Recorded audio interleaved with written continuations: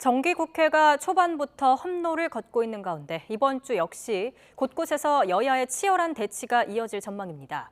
민주당 이재명 대표 체포동의안이 국회로 넘어올 가능성이 있고 이균용 대법원장 후보자 인사청문회도 쟁점이 될 거로 보입니다. 취재기자 연결합니다. 김경수 기자. 네, 국회입니다. 네, 이번 주 정치권의 치열한 공방 예상되는 지점 많습니다. 관련 내용 전해주시죠. 네, 우선 민주당 이재명 대표 체포동의안이 초미의 관심사입니다. 앞서 추가 소환 조사를 마친 검찰이 이번 주 초에 이 대표 구속영장을 청구할 거란 관측이 우세한데요. 이에 따라 오는 21일 국회 본회의에 이 대표 체포동의안이 보고되고 25일 본회의에서 표결에 붙여질 가능성이 있습니다. 민주당은 검찰이 야당 분열을 노리고 체포동의안 표결을 거쳐야 하는 국회 회기에 영장을 청구하려 한다며 정치 공작이라고 반발하고 있습니다. 반면 국민의힘은 앞서 이 대표가 불체포 특권 포기를 공언한 만큼 가결시켜야 한다고 압박하고 있습니다. 다만 오늘로 단식 18일째인 이 대표의 건강 상태는 변수입니다. 의료진도 입원을 권고하고 있고 어제 민주당이 의원총회를 열어 만류했지만 이 대표는 단식을 계속 이어간다는 뜻을 굽히지 않는 것으로 전해졌습니다. 이런 가운데 이번 주 19일과 20일에 열리는 이균용 대법원장 후보자 인사청문회도 주요 쟁점이 될 것으로 보입니다. 여당은 이 후보자가 편향된 사법부를 정상화할 적임자라고 보고 있는 반면 야당은 이 후보자의 여성 아동 폭력 관련 판결 논란과 재산 신고 누락 등을 지적하고 있습니다. 이외에도 민주당이 결의한 한덕수 국무총리 해임 건의안과 해병대원 순직 사건 특검 추진을 두고도 이번 주 여야의 치열한 공방이 예상됩니다.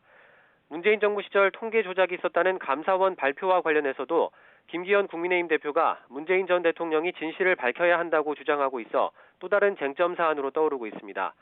이와 관련해 문 전 대통령은 SNS에 문재인 정부 고용률이 사상 최고였다는 내용의 평가서를 공유하며 경제지표 악화를 숨기려고 통계를 조작했다는 여권 주장을 사실상 반박했습니다. 서울 강서구청장 보궐선거 이제 20여일 앞으로 다가왔는데 국민의힘 후보가 사실상 확정됐군요. 네, 오늘 오전 국민의힘 공천관리위원회가 후보자 경선 결과를 발표했습니다. 강서구 일반 유권자와 당원을 대상으로 여론조사를 한 결과 김태우 전 강서구청장이 최종 후보로 선출됐다고 밝혔습니다. 경쟁자였던 김진선 강서병 당협위원장, 김용성 전 서울시 의원도 모두 결과에 승복하기로 했다고 설명했습니다.